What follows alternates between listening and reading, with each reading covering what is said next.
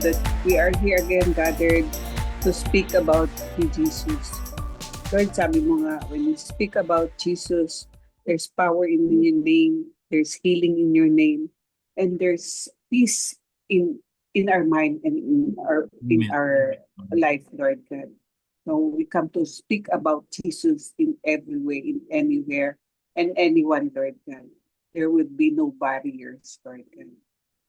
Thank you, Lord, that we are again here to learn about your words, kung ano man yung mga salita mo, Panginoon, sa Biblia, that Pastor Alex would expound and simplify yung lesson, Panginoon. Salamat po sa gabi ito na you gathered us again at wala kami last week, Panginoon. Thank you for there was another event also that we come to speak about Jesus, Lord, for the missionaries, Lord God. Salamat, Panginoon, na sa paggabay mo sa amin, Panginoon, sa bawat hakbang namin sa buhay. Salamat po. And Lord, we thank you that you give us a gift of life every day of our life, Lord. Ginigising mo kami.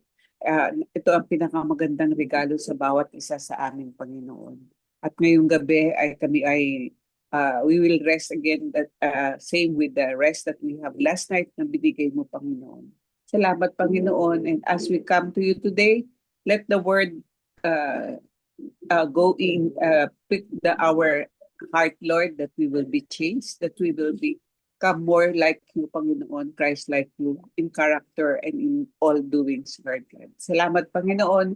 Bless each and everyone who are in this Bible study today, that we will be also blessed and we could bless others. Thank you, Lord. In Jesus' name we pray. Amen. Amen. Amen. Sige po, thank you, thank you. Ayan. Nandito everyone we have a first timer dito sa group natin. Makita niyo yung pangalan niya sa screen, si Ron. Albert Raquel. Dati kong student siya. Anyway, we will have siguro, sige, kaya natin dalawang mag-praise report tonight. Meron ba? Sinong gustong mag-praise report? Amen. Amen. Sige po. Thank you. Thank you. Every week, we'll have an opportunity to share yung mga ano natin, mga praise reports natin. Pero syempre, Amen. hindi tayo lahat. Dati, alam nito ni Macy Nilaan, alam nila. We set a day dati for yun, yung praise report. Praise report. Kaso na Opo. nawawala tayo kasi dun sa nawawala dun sa series. So, we'd rather have it every week.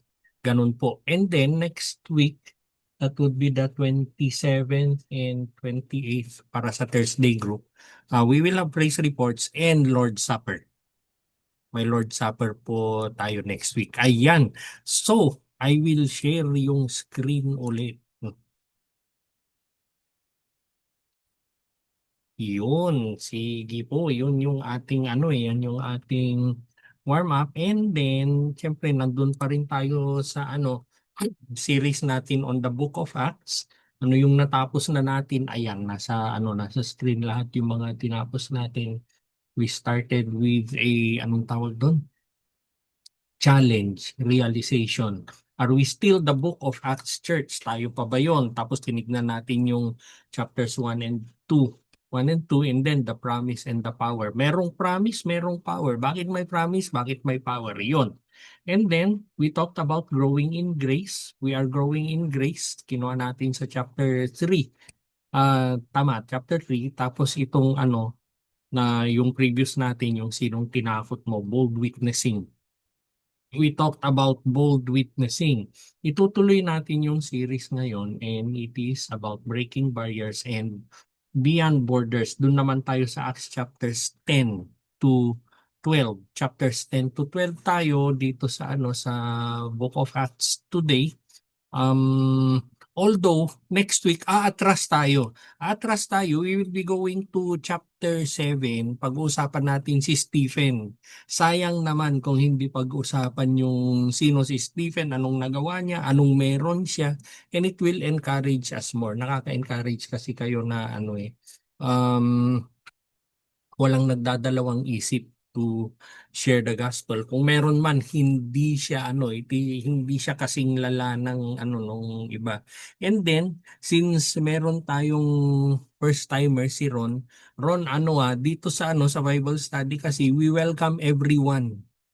Hindi tayo particular sa church, hindi tayo particular sa basta gustong matutunan, gustong lumapit kay Lord, welcome dito. Pero ang hindi welcome dito ay yung mga nagdedebate, yung mga nagki-criticize, ganon. So ibig sabihin, we are not critical to another church. Walang nagaganunan dito. We do not criticize, we do not put ourselves higher than any other church. Pareho naman tayo sa harap ni Lord eh. Ganon. So, nasan tayo? Next week, sabi ko nga, we will be talking about Stephen. Obviously, no, from the preaching and the previous na mga Bible studies natin, if there is one thing that we could describe yung Gospel of Jesus Christ, it is unstoppable. It is unstoppable. Nakita naman natin yung sa chapter 7, pinatay nila si Stephen thinking na yung katapusan. Tapos nangyari yung diaspora, nag-spread, umalis yung mga Jews sa Jerusalem, ang natira yung mga apostles lang doon. And then sa kanilang pag-alis, dala-dala ang gospel. So hindi nila napigilan, it worked for good for them. Parang yung sinabi ni Joseph na what you meant for evil, God has used for good. So anong nangyari? Unstoppable siya. It transcends culture, ethnicity, class. Wala na silang sinisino na sineran. And then kung napanood nyo yung video, pinag-usapan natin doon si Cornelius na kung paano nangyari yun, tapos pinuntahan siya ni Peter and how God prepared Peter. And I want us to take note of that dun sa preaching video na yung assignment na ibibigay ni God, God knows na hindi yun ganon kadali. So, God took time na i-prepare niya si Peter for that. Kaya nga may vision si Peter, yung telo, nandun lahat yung mga bawal na pagkain, yung mga ganon. Mga ganon. Balikan niyo yung preaching video if you want to know more detail about that. Anyway, pagdating sa Acts 10 to 12, we witness the gospel breaking barriers. It was breaking barriers, social, religious, political barriers. Wala nang sinisino yung gospel ng Panginoon. And it is worth for us to think of that today. Yung mga sharing nyo kanina, wala na rin sinisino eh. Wala nang sinisino yung pag-share natin ng gospel, lalo yung sinasabi niya ni Iraqi, kakausapin ako, pray to your God. Pati yung mga yung mga ayaw maniwala kay God, they still acknowledge His sovereignty. They acknowledge His sovereignty. Yung Jewish believers, alang-alang nila yung salvation para sa kanila lang. During this time, yung Acts 10 to 12 and prior to that, akala nila sila lang. Pero dun pa lang sa John 10, I think it's either verse 14 or 16, yung sinabi ni Jesus na I have sheep other than this flock. It is one verse, teka tingnan ko na lang, John 10. Yun, verse 16, John chapter 10 verse 16. But I have other sheep that are not from the sheep pen, I must bring them also, and they will listen to my voice. Nag-iisang scripture, nag-iisang verse na sinabi na, it was a prophetic statement by Jesus na maski yung hindi Jew, I will welcome them. Sinabi na niya yon. So, yung belief ng mga Jews na sa kanila lang ang salvation, nagigiba na yon, nawawala na siya. So yung early church, they thought that persecution could silence them. Akala nung mga people outside, yung mga Jew, kasi yun nga nagkaroon ng persecution, they thought na yun ang pipigil sa mga sa mga Christians by that time. Pero yung pinaka-persecution, yun yung nagamit to advance the kingdom. Alam nyo, kung hindi nangyari yun, kung hindi nangyari yung diaspora, we will not even be here today. Hindi po. Yung chapters 10 to 12 ay reminder para sa atin that yung gospel is not bound by human limitations. Maraming maraming human reasons para hindi ma-share yung gospels. Barrier exists saan? Sa ating workplace, neighborhood, pati sa mga puso natin. There may be barriers, pero yung Spirit of God compels us to cross these barriers. Si Peter, kung hindi siya pumunta sa bahay ni Cornelius, yung mga Gentiles, they will remain unreached up to today. They will remain unreached up to today. Makita nga namin dun sa Missions Congress, there are still people groups up to today who remain unreached. 3,150 people groups hindi pa na-reach ngayon. Pero kung hindi ginawa ni Peter yun, that number could be so large. That number could be so large and mission should be so difficult kung hindi ginawa ni Peter yung pumunta siya sa bahay ni Cornelius. Kung yung yung church nung panahon nila Peter, kung hindi nila pinadala si Barnabas sa Antioch, a great number would not have believed. Hirap na hirap sana tayo ngayon to know, even just to know God. Yung saints, kung hindi sila nagdasal, yung mga Jews during that time, siguro si Peter, he might have perished in prison. Sa Acts chapter 12, we can see na nakulong si Peter and then the church was praying for him. And lumaya nga siya through a miracle. So ibig sabihin, the call is clear. The call is clear na we must step out in faith by grace to share Jesus. We need to step out in faith para ma-share natin yung gospel. What does the gospel break? Unang-una, the gospel breaks cultural barriers.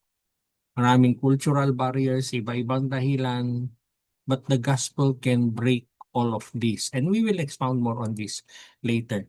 Volunteer naman, pabasa yung dalawang scriptures natin sa screen, please. Acts 10:34 to 35. Peter began to speak. Now I truly understand that God doesn't show favoritism, but in every nation, the person who fears him and does what is right is acceptable to him. Galatians 3:28.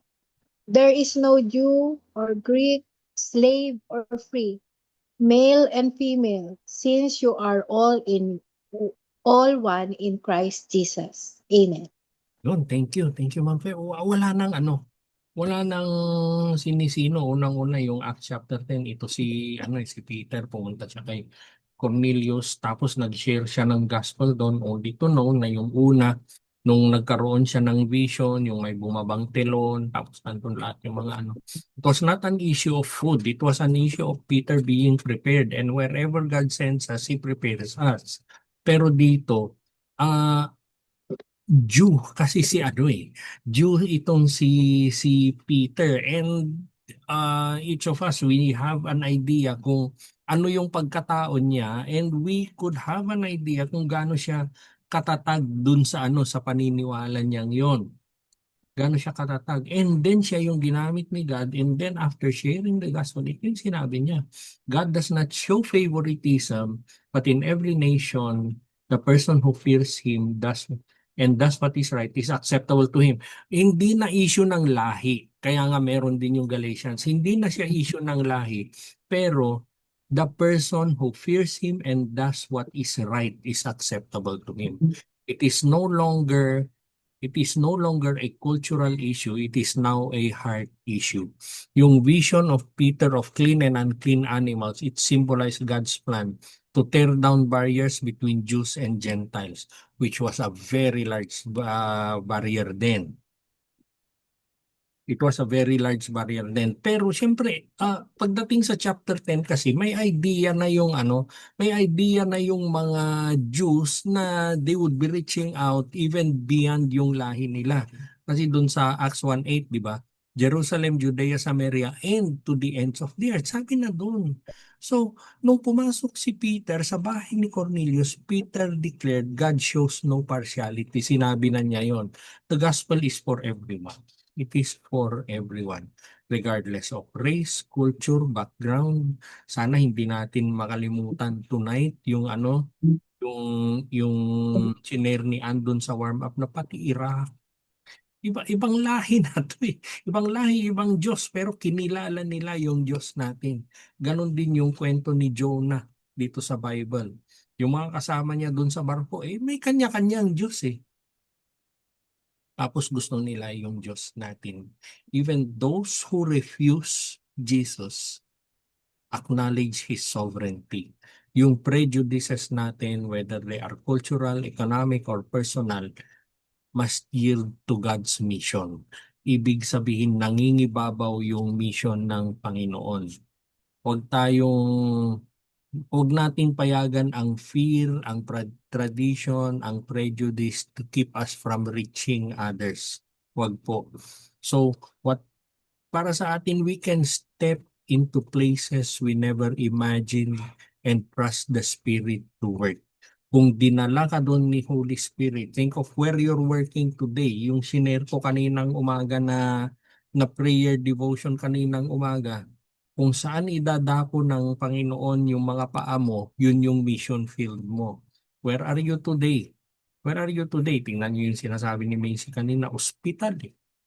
Hospital, pero yun yung mission field mo. Where does God, ano yun? Saan niya Send dinadala yung mga paa mo? Amen. Mission field mo. And remember, parang yung sa Exodus chapter 5. Doon sa Exodus chapter 5, nung tinawag si Moses dun sa burning bush, nandun siya sa burning bush. Anong sabi ni God? Take off your sandals for where you step on is holy. Holy. Kung Mhm. saan tinadapos ang nilagay ng Panginoon sa niya, dinapo yung mga paa mo, those are holy ground. Mhm. Is Dilim. holy ground. Ibig sabihin, merong harvest doon. Huwag tayong magdalawang isip. Nating isipin, ipag-pray ko muna. Hindi po. No. People realize the urgency of sharing the gospel. Yes, there is wisdom. Pero sana hindi yung unang titigil, unang barrier ng gospel ay tayo. Huwag po yun. Amen. So, Yes. isipin natin tonight, ano yung mga cultural or personal barriers that might be blocking, that might be holding us back from sharing Jesus. Isipin natin yon. Maybe there are a lot of that, or pray tonight habang nagba-Bible study tayo. Pray tonight na, Lord, i-expose mo sa akin yon, and then I will repent, and then you will correct me, and then you will give me that fire, Lord. There will be harvest. There will be harvest. Bakit? Kasi na ma-realize natin, we will pray for ano ba yung mga cultural barriers namin, Lord. Then next is the gospel breaks religious barriers. Ito yung sinasabi ko. Then sinasabi ko na dito sa Bible study natin, there are no religious barriers, sorry. Huwag tayong mag-create ng religious barriers na dahil ito yung church mo, hindi, walang ganun. Walang ganun. We have only one Jesus. We have only Amen. one Jesus. And then, even prior to this, hinanda na tayo ni Lord for this part ng Bible study natin na na even ibang mga faith, they acknowledge the sovereignty of our God. But that doesn't mean na magiging mayabang tayo. Hindi po. That would mean that we can reach out to them. That would mean that we can Humbling ourselves. Amen. Yun. Sabi na nga ba, okay. Sige po, sinong magbo-volunteer? Bahaba-haba. Great Commission yung nasa kanan. Acts chapter 11, verse 20 to 21.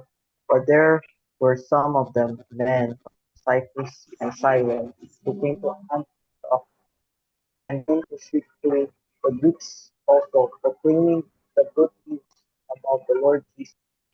The Lord's hand was with them, and a large number believed, turned to the Lord. Matthew chapter 28, verse 18 to 20. Jesus came near and said to them, all authority has been given to me in heaven and on earth. Go, therefore, and make disciples of all nations, baptize them in the name of the Father and of the Son and of the Holy Spirit. Teach them and observe everything I have commanded you. And remember, I am with you always to the ends of the age. Thank you, Pastor. Thank you, Kyoji. Tingnan natin na kasi yung nasa chapter 11, men from Cyprus and Cyrene, anong mga to? Iba-iba yung iba idol sila eh. Iba-iba yung mga Diyos nila. And then ayun nga, dumating sila sa Antioch and then nakausap nila Greeks. Okay. Gusto tignan muna natin 'yon. Cyprus, Cyrene, iba-iba ang Diyos nila. Iba-iba. And then dumating sila sa Antioch, ang kinausap nila ay mga Greek who are not Jews. Yeah. Yung Greek, anong ginagawa nila? Proclaiming the good news about Jesus. Gentiles proclaiming the good news about Jesus.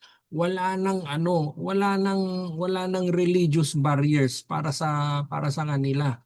Tapos yung verse 21, the Lord's hand was with them and a large number who believed turned to the Lord. Ang daming hinakot si Lord. Dami niyang hinakot yan. So ibig sabihin dito kasi we see the example na hindi na wala religious barrier. There's no such thing as religious barriers para sa kanila na actually yung unang sermon ni Peter after Pentecost ay iba-ibang lahi lahat yon. Although magkakaiba yung lahi nila, pumunta sila lahat sa Jerusalem for the Passover. So siguro one way or another nakarinig na sila tungkol sa Panginoon. Pero pagdating sa Acts 11, iba na. Ibang usapan na to. Men from Cyprus and Cyrene, iba-iba ang mga Diyos nila. Tapos pumunta sila sa Antioch and then ang nag-share ng gospel, people na iba-iba rin yung Diyos nila noon. And then what did they do? Proclaiming the news about the Lord Jesus. Proclaiming the Lord. Ano yung proclaiming the good news about the Lord Jesus. Bakit ko pino-point out yun? Kasi there were some of them, men from Cyprus and Cyrene, who came to Antioch and began speaking to the Greeks. Cyprus, Cyrene, kinausap ang mga Greek. And then all of them proclaiming the good news about the Lord. Iba na to, ibang usapan na to. Kasi hindi na Jews, walang Jew dito sa usapan na to. The Lord's hand was with them. Favor of God, it was with them. They were sharing the gospel. Walang nakapigil na sa kanila. The Lord's hand was with them and a large number who believed turned to the Lord. Tapos kaya meron tayong Great Commission sa screen kasi yung go therefore and make disciples of all nations. So wala nang it does not talk about faith anymore. It does not talk about religion anymore. It talks about ethnicity. It talks about it talks about ethnicity, culture, and geography. Yun na lang siya. So abutin nyo lahat sila. Yung good news of Gentile conversions, it reached Jerusalem, pero yung iba nag-criticize sila. Nung natapos ni Peter na mag-reach out kay Cornelius, tapos binalita niya, merong mga nag-criticize sa kanya. Pero si Barnabas and others, nakita nila yung grace ni God and encourage the believers. Kumbaga, bumalik si Peter, criticize siya, sinalo siya nila Barnabas. Yung religious barrier about thinking salvation belonged only to the Jews, it was shattered. Katapusan na yun. Hindi po. It is not only to the Jews. Take note, yung binasa natin kanina dun sa John chapter 10, it already tells, it is a prophetic statement by Jesus na lahat masisave, hindi lang Jews. And it was a confirmation ng plano ng Panginoon through the Holy Spirit's work in Antioch. We could read more of this pag binasa po natin yung chapter 11. And even today, churches and Christians sometimes resist, sometimes they resist yung mga bagong movement ng Panginoon. Yung mga bagong movement ng Panginoon. Bakit? Dahil hindi tugma sa tradition. There was this, hindi ko babanggitin yung pangalan niya, pero alam niyo na artista siya, notorious lalaki, laging napapagulo. Laging napapagulo, and then there were those who reached out to him. Then, one time dun sa klase, pinag-uusapan namin yun, ginawa kong example na you could reach out to them, you could trust God, basta sila kasama sa plan of salvation ni God. Tapos nagbago yung tao eh. Pero merong isang estudyante, pastor pa naman, sinabi niya sa akin, mga nagtanggap-tanggapan lang yan, baka peke lang yan. Huwag tayong ganun. Huwag tayong ganun. Sana ipagdasal mo. Ni-reach out ni God, niligtas niya. Ito ipagdasal mo. Nung tumanggap yun, nung nagdasal siya, there was feasting and celebration in heaven. Ikaw ba yung ikaw ba yung maninira dun sa party sa heaven na ikaw yung magdadoubt? Huwag naman. Wag naman, maybe later magkakamali siya, maybe later may magagawang mali. Nonetheless, he was reached out. Better than not at all. So, wag nating i-resist yung ginagawa ng Panginoon, especially when we cling through tradition. When we cling through tradition. To tradition. Nakwento ni Don, nandun kami sa Missions Congress, and a portion of the delegates nung Congress, ito yung mga yung tribal communities. And yung tribal communities, yung mga bundok talaga, yung mga tao doon, sasambahin nila ang puno, ang halaman, ang buwan. Merong yung kung ano yung mga animal na kailangan nilang sambahin. Ganon yung pinapaniwalaan nila.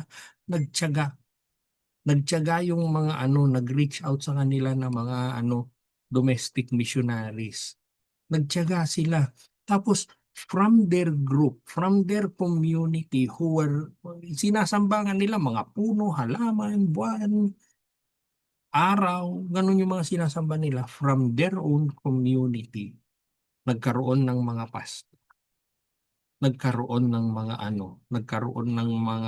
nagkaroon ng church dun sa community nila which are all growing. So, ibig sabihin, wag na nating wag tayo yung maninira dun sa ginagawa ng Diyos. Ni-reach out niya. Of course, yung tradition nila na kinagisnan nila na mga ninuno nila, ninuno nila, nandun. Allow it time. Allow the Holy Spirit time na mawala lahat yon. Huwag nating isipin na biglaan nandun na. Hindi naman. Pero, nonetheless, all of those, yung mga religious barriers na yun, ginigiba ni Lord lahat yun. Nawawala lahat yun. Unti-unting nawawala. Celebrate when people and groups come to faith. Kasi, this is God's mission unfolding. Sabi ni Elton Trueblood, evangelism is not a professional job for a few trained men, but is instead the unrelenting responsibility of every person who belong to the company of Jesus. Lahat tayo kasama doon. So, ibig sabihin, hindi ito issue yung isang verse lang alam ko eh. John 3:16 na nga, I am the way, the truth, and the life. Amira. So, pero hindi yun. It is not an issue na Isa lang yung verse na alam ko. Pero it is an issue of you obeying God, reaching to people. Tignan nyo yung mga sineshare mo. Pinag-pray ko. Hindi mo nga alam yung verses eh. Pero pinag-pray mo. And they came to faith in the God whom you worship. Ano pa ang hihingiin mo? How might religious traditions and mindsets hinder us from seeing where God is working today? So, huwag natin payagan. Traditions, mindsets, pag sinabi ni God na masave yan. Pag sinabi ng i-reach out mo. Kasi na plano na ni God yun, markado na kay God yun. at ikaw yung gustong gamitin ni God. And then yung last na point natin, the gospel breaks political barriers. Ito ka ngayon, political barriers. I-volunteer ulit po. Acts 12, verse 5 to 7. So Peter was kept in prison, but the church was praying fervently to God for him. When Herod was about to bring him out for trial, that very night, Peter, bound with 2 chains, was sleeping between 2 soldiers, while the sentries in front of the door guarded the prison. Verse 7. Suddenly an angel of the Lord appeared, and a light shone in the cell. Striking Peter on the side, he woke him up and said, "Quick, get up." And the chains fell off his wrist. 2 Timothy chapter 2, verse 9. For which I suffered to the point of being bound like a criminal, but the word of God is not bound. Amen. Thank you, Lord. Amen. Pastor. The word of God is not bound. Tignan nyo yung although dun sa preaching video, in-explain ko lang todo ito eh. Yung Acts 12, si Peter. Ang nagpakulong sa kanya, si Herod. Think of those 2 people. Anong power ang meron sila? Si Herod, he was very instrumental in sending Jesus Christ to the cross. Tapos si Peter, siya? Mangingisda. Tapos nung kinulong si Peter, that very right Peter, bound with 2 chains, was sleeping between 2 soldiers, kabilaan meron ng bantay, while the sentries in front of the door guarded the prison. There are accounts na ang nakabantay kay Peter ay dalawa, isa yung one in each side, left and right, tapos meron pang at least 10. There are other accounts, sabi nila 16. Nonetheless, mangingisda, powerless, walang weapon, pero ganun ang binigay, ang ni-require ni Herod na na gwardya. Tapos we know from the account, dumating ang anghel, nakalabas si Peter. Bakit ganun na lang si Herod? Kasi he wanted to silence the church. Paano? Through political persecution. Kaya nga pumasok si Herod dito eh. Pumasok si Herod. Kasi doon sa previous chapters, Sanhedrin, culture, ganun lang yon. Pero dito, eto na, pumasok ang Herod sa kwento. So it was a political issue already. Kinulong niya si Peter, pinapatay niya si James. Gusto niyang nagsisimula siya ng isang political persecution to the church para to silence the church. Yung political powers, they chained si Peter, pero prayer unlocked his freedom. It was prayer to God that unlocked the freedom ni Peter. Remember, habang nakakulong, tuloy-tuloy na nagdadasal yung church. So, ibig sabihin, ano yan eh? The Jews, hindi lang Jews na pala, they were relentless in praying. At walang kayang ipanama ang political power sa dasal. Mhm. No Amen. matter how we see things, no matter how much power they show and they wield, na akala mo ay na sila, short of becoming God. We see that even today, magsalita yung mga politiko, magsalita yung mga powerful person, akala mo walang Diyos eh. Pero makikita natin dito, they showed so much power, pero walang ipanama yung power nila doon sa ginawa ni God. Wala. So, yung political powers, ito ang nag-chain kay Peter, pero it was prayer that gave him his freedom. God reminded the early church that kings and governments cannot silence the gospel. Even up to today, merong persecution, yes, but the gospel cannot be silenced. Today, merong mga batas. There are some countries that they have laws that you cannot share the gospel. There is ridicule that is happening, merong hostility against the church, pero God's word is not bound. Hindi po. Mhm. Yung batas ng tao nakasulat sa papel, yung batas ng Diyos hindi po. Kaya hindi siya mapipigilan. Never fear the opposition of men. Yes, there is opposition. Oo. Pero hindi yun yung yung pipigil sa atin. Parang nangyari doon sa diaspora. Nagkaroon ng diaspora, pinalayas sila lahat, nag-escape sila lahat sa Jerusalem. But that does not mean that it is the end. Hindi. They brought the gospel with them. And they prayed. So, anong sinasabi sa atin? Oo, political power, yes. Pero yung power of prayer is greater than that. Pray earnestly, each of us. We can stand boldly, we can trust God to open doors, even in the hardest places. Yes, mangyayari po lahat yun. Mangyayari lahat yun. John Chrysostom, sabi niya, the church is an anvil that has worn out many hammers. Akala ng martilyo ay matibay siya, ang maso ay matibay siya. Mas matibay ang church ng Panginoon, mas matibay ang salita ng Panginoon. When political or social pressures oppose the gospel, saan tayo tumatayo?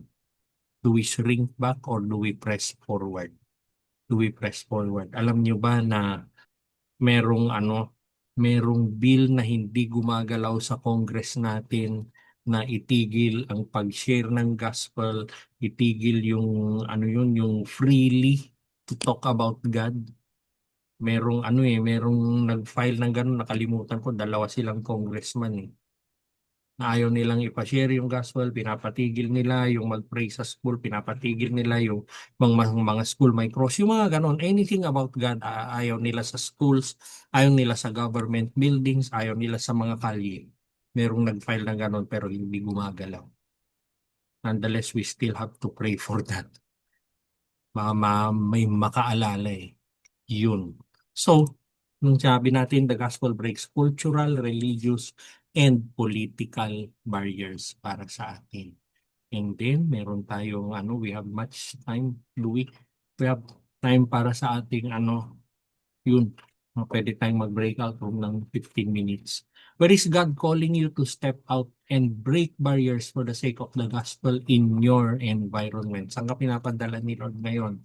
Tapos, who is one person in your circle you will commit to pray for, take note, pray for, and share Jesus within this week. One soul at a time. One soul at a time.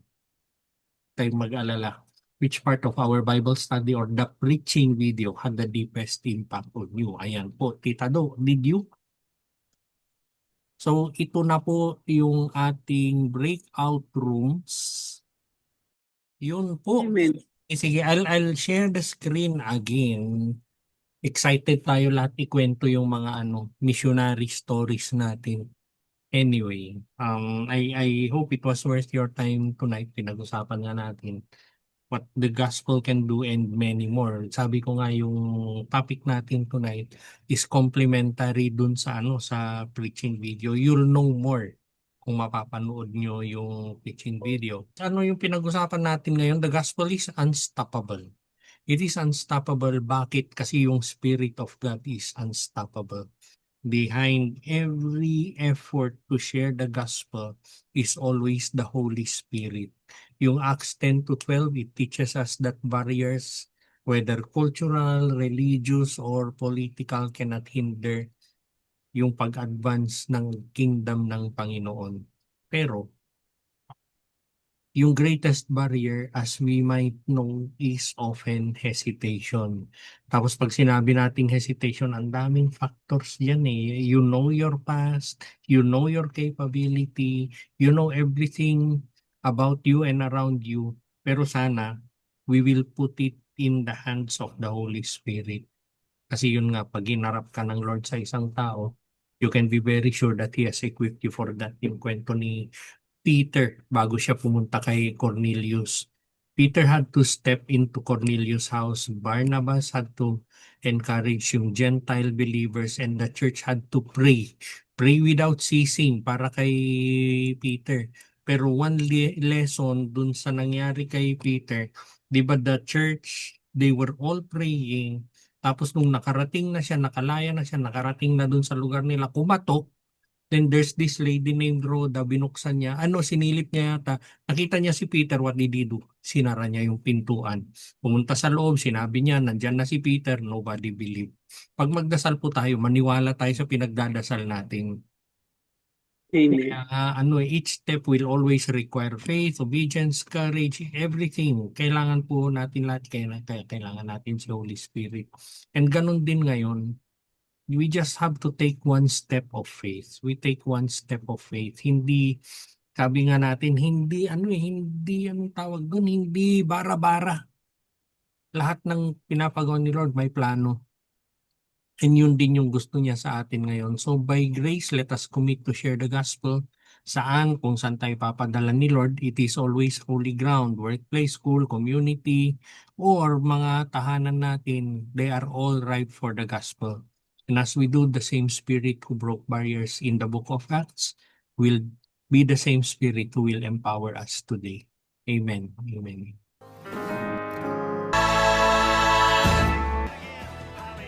Hallelujah to the Lamb. Lord Jesus, we thank you for your gospel that breaks every barrier, Panginoon.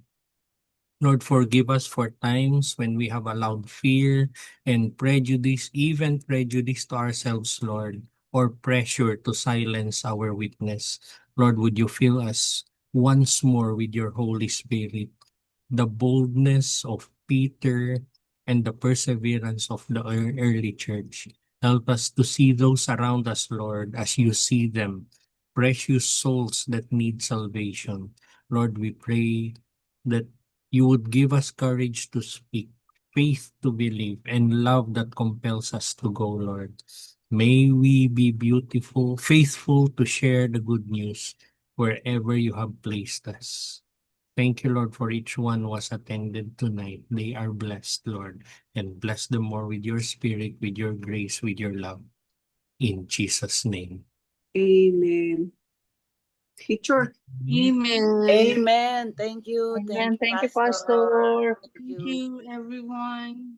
Hi, Karen. Thank you. Thank you. Bye.